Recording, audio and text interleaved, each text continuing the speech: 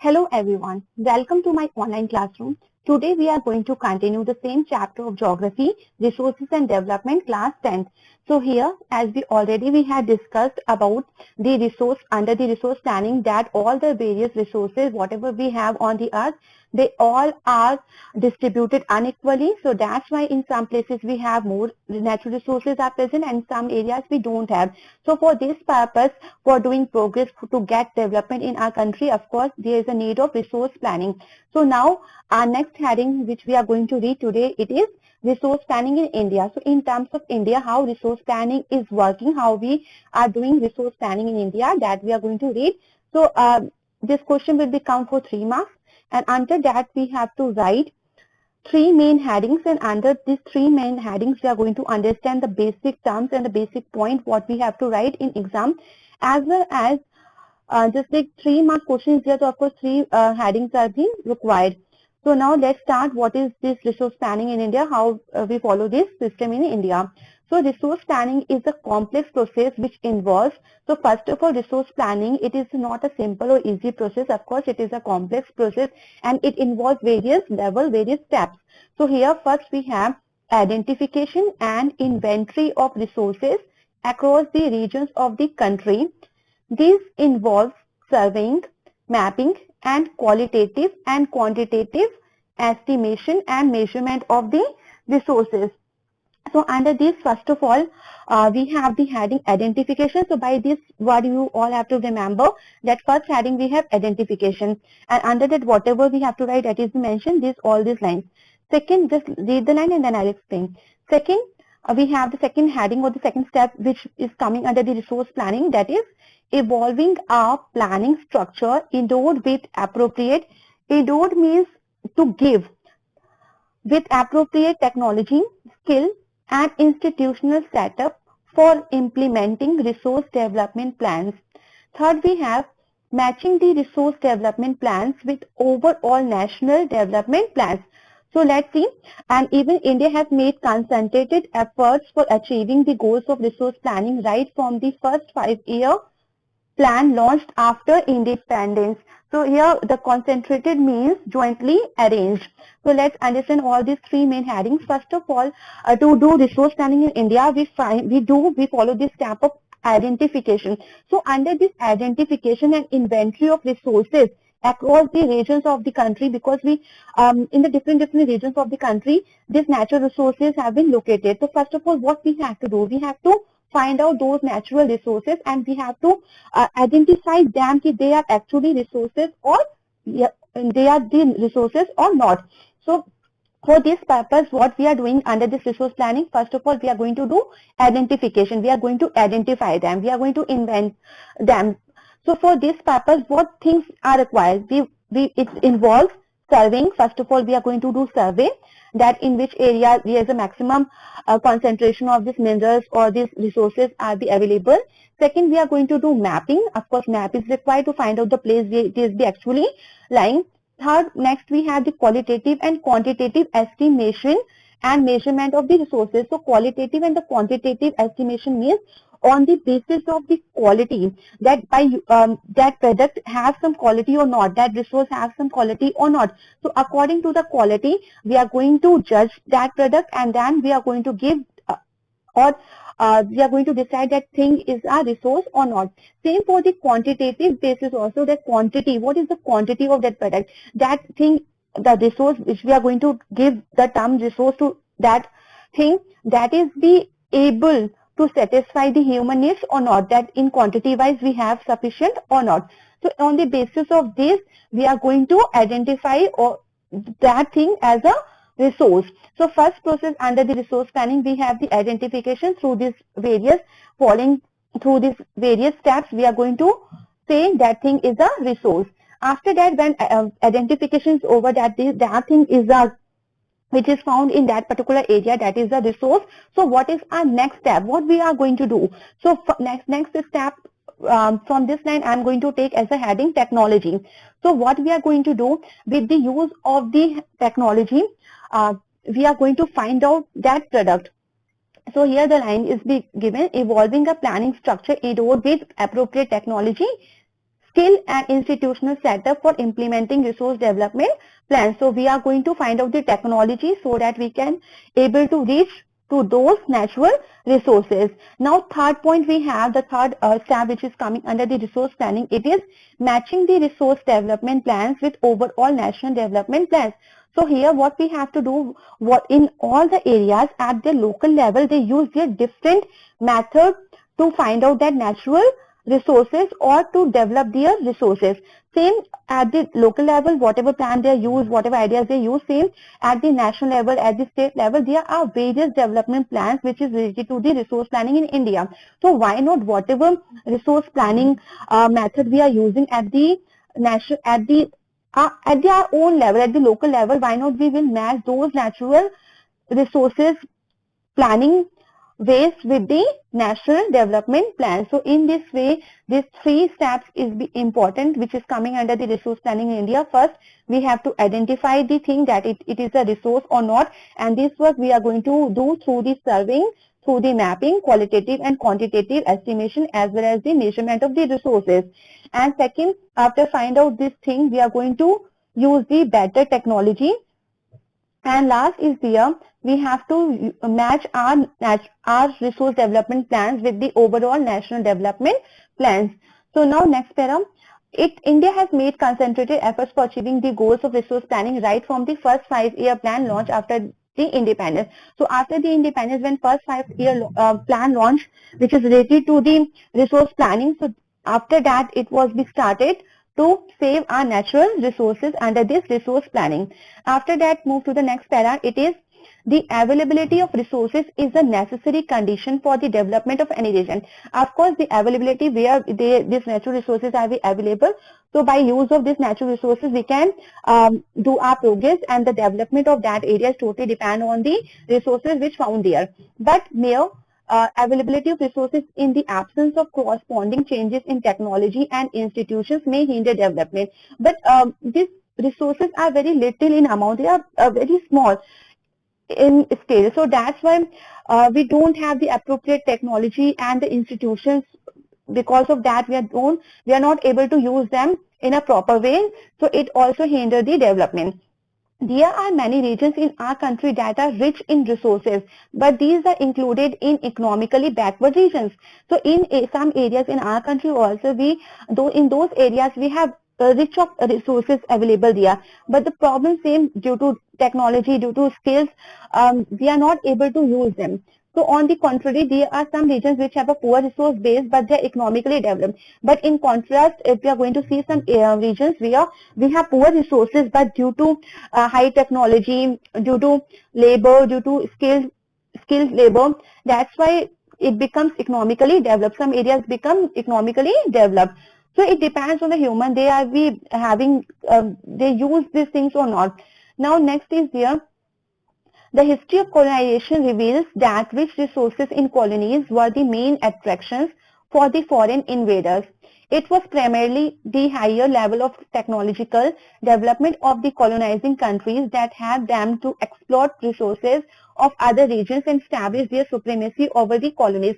So here also the colonization, the history, if we are going to see, the history of colonization also reveal again that many of the countries, they moved to the other countries first of all, they went to those countries as a businessman, and there they found out that different resources are available in those countries, and by this they become the foreign invaders, and they exploit the natural resources of those regions and become rich by establishing their supremacy over on those colonies.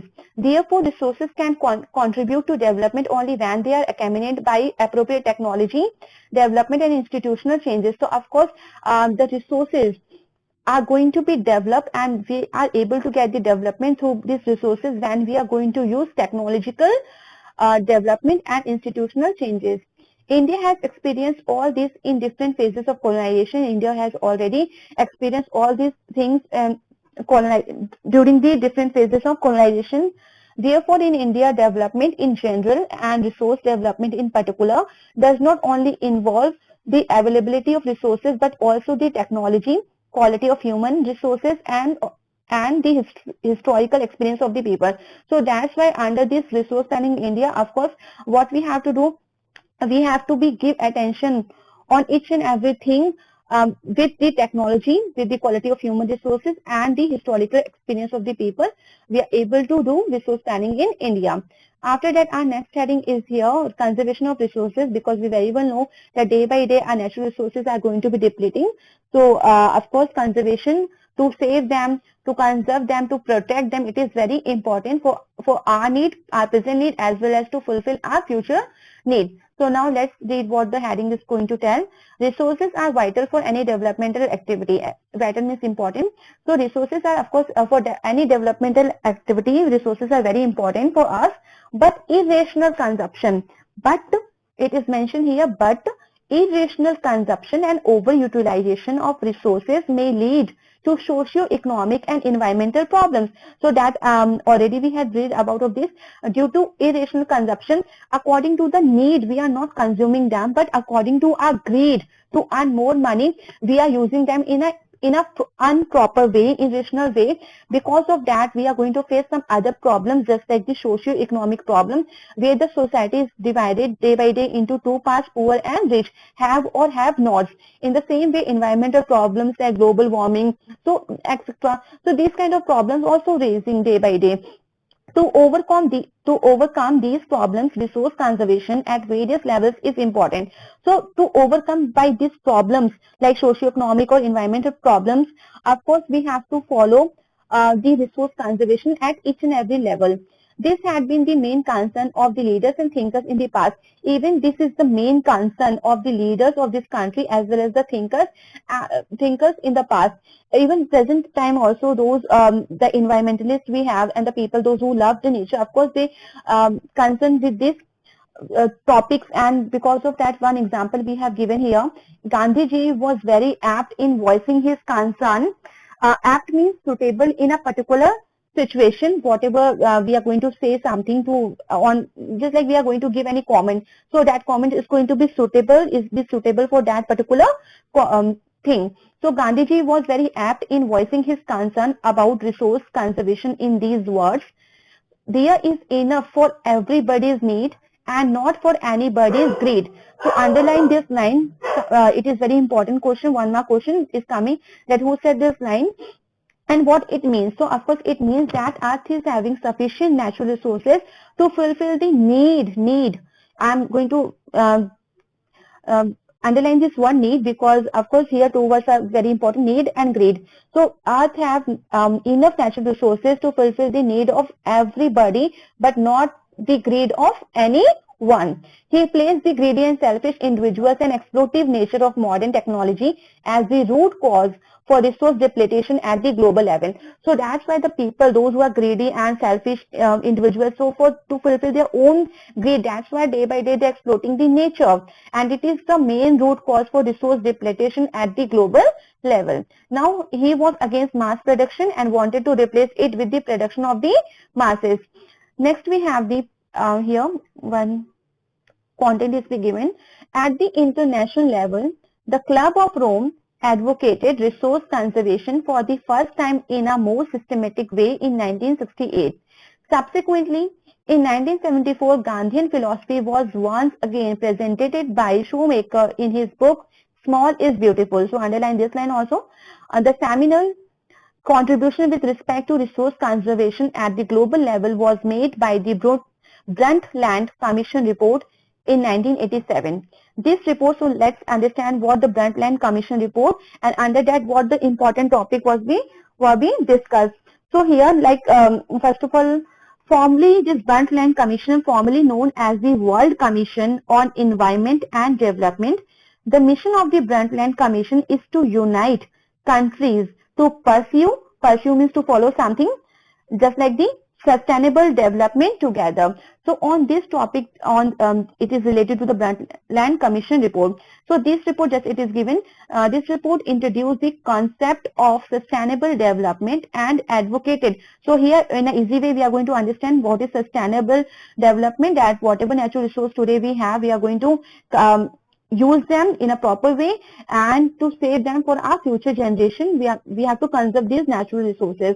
So and advocated it as a means for resource conservation, which was subsequently published in a book entitled Our Common Future. Another significant contribution was made at the Earth Summit at Rio de Janeiro, Brazil in 1992. This already we had discussed. If you have not watched that video, then please watch it. Now our next heading is coming land resources. So under of course land is important resource. We are for doing any activity we require land. Suppose we are going to do farming, we are going to construct any buildings, for everything first the thing in which we are going to invest our money, it is land. So land is a resource because land fulfill our needs, a lot of needs this land fulfills. So under this heading we are going to read about the main points. So we live on land, we perform our economic activities on land, and we use it in different ways.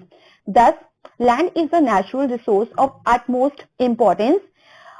It supports natural vegetation, wildlife, human life, economic activities, transport, and communication systems. So as we can see here, of course we live on the land and we perform various economic activities. Economic activities means the activities by which we earn money. So by doing agriculture, by construction of any building, by open any shop, so on the land. So it shows that they all are count as the economic activities of that person. And we use it in different ways. So by different ways we use this land. Thus, of course, land is a natural resource of utmost importance. Utmost means mostly. It is, of course, it is most important thing. It supports natural vegetation. On the land, we have natural vegetation, flora, fauna. We have wildlife, human life is here. Economic activities, all the economic activities by which we are getting money, transport and communication system is all these activities are be possible because of the land. However, land is an asset. Asset means something which is be beneficial for you, just like a useful or valuable things or person. So anything, just like suppose a person is be helpful to you, by that you are going to get any income, or he is beneficial for you. So of course that person is become an asset for you.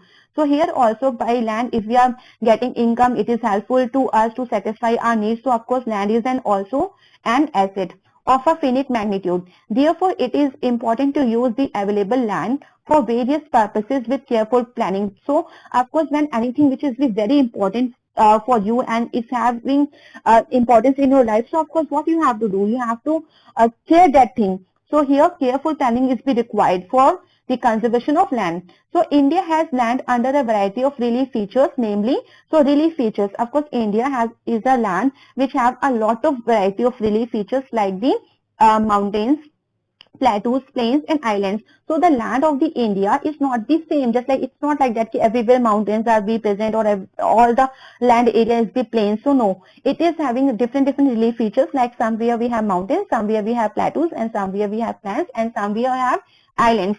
So about, let's see, about 43% of the land area is plain. So if they are going to ask the ratio that how much area is be plain, how much area is be, of course this data is going to be changed, but according to the book we are going to be read. So about 43%, which is also shown here in the figure 1.3, India land under important relief features also. So by that also we can easily understand. So it is a description of this diagram here which is given in this para. About 43% of the land area is plain, which provides facilities for agriculture and industry. Mountains account for 30% of the total surface area of the country and ensure perennial flow of some rivers, provide facilities for tourism and ecological aspects. About 27% of the area of the country is the plateau region. It possesses rich reserves of minerals, fossil fuels and forests. So under this description of this figure, we can understand one more thing here, that whatever land area they are describing, that this person with its characteristics also, that this area is why it is be useful, what it provides to us, what kind of facilities they are providing, these areas are providing. So let's see the pie chart. Under that we are getting like 43% in India we have the 43% plain land we have. So this 43% of the land area is plain. So what kind of facility it is providing to us? हम इसमें क्या कर सकते हैं? What we can do on this piece of land? So it provides facilities for agriculture and industry. Underline this line. that on 43% of the plain we are doing agriculture and industry. Second, we have the 30% mountains. On mountains, what is the use of these mountains? Of course, they have some importance. So mountains ensure the perennial flow of some rivers. Most of the rivers, they originate from the Himalayas, from the mountains, and they are the perennial rivers. Perennial rivers means throughout the year they flow. So that's why this is the importance of the mountains in our life, as well as these mountains also provide facilities for tourism. Of course, tourists wants to go on the mountainous place, and ecological aspects also. For this purpose, these mountains are important. Next, we have the last one. About 27% of the area of the country is the plateau region. If you are going to see the 27%, so it covers the plateau region, and it possesses what we found in the plateau region. So plateau region are the rich reserves of minerals, fossil fuels, and forests. So minerals, fossil fuels, and forests we found in the plateau region. So of course, for the development of any country, these all are very important. Now move to the next one, land utilization. So here we have discussed what kind of land we have throughout the whole country, and now the use, how all this land we are going to utilize it. So this is our page number 5 which we are discussing here. So here also this land utilization topic is very important. From this page we are getting 1 mark questions, and for 5 marks also it will become. So 5 marks, of course 5 heading is being mentioned. So land resources are used for the following purposes. According to our need, we are going to use the land. So land, like in 5 types it is divided, the land utilization. So first we have forest. Of course, on the land we have forest, and forest is the area where the trees and different varieties of trees and plants found, means flora and fauna found, and without the interfere of the human beings. So next we have the second, land not available for cultivation. Our second heading is land not available for cultivation. So it means the land in which we are not doing any kind of farming activities, we are not doing any cultivation. So under this, the land is divided into 2 parts. First is the barren and wasteland. Barren means unfertile land, the soil which is not be fertile, and this then of course it's going to be waste when we are not going to do any kind of farming activity or cultivation. So first it is this. Second, we have land put to non-agricultural uses. Second, we have land we have, but on those land we are not doing agriculture. So that's why it is mentioned non-agricultural uses, like examples, buildings, roads, factories, etc. On the earth, of course, whatever land we have, so on some land we do agriculture, on some land we are not doing agriculture because it is not possible to do agriculture due to lack fertility of the soil. Or some places even we don't want to do agriculture there. Why? Maybe it doesn't matter that the soil is fertile or not. Why we don't want to do agriculture on that field or cultivation? Because there we are going to construct any buildings or roads and the factories, etc. Next we have the third division, third part, which is other uncultivated land. So other uncultivated land, here excluding fallow land, in bracket it is mentioned. Now under this we have 3 parts. Other uncultivated land, the land which we are not cultivating. So in that also 3 categories we have. First is permanent pastures and grazing land. So permanent pastures means the place, the piece of land where we are growing the grasses, and this grass is used to feed the animals as become the grazing land. So second we have, so of course in those lands of course we will not do any kind of farming or cultivation. Second, we have land under miscellaneous tree crops groups. Somewhere we found tree crops, and by selling them also income is coming. So there also cultivation, we don't use that piece of land to cultivate any crop. See, we have cultivable wasteland.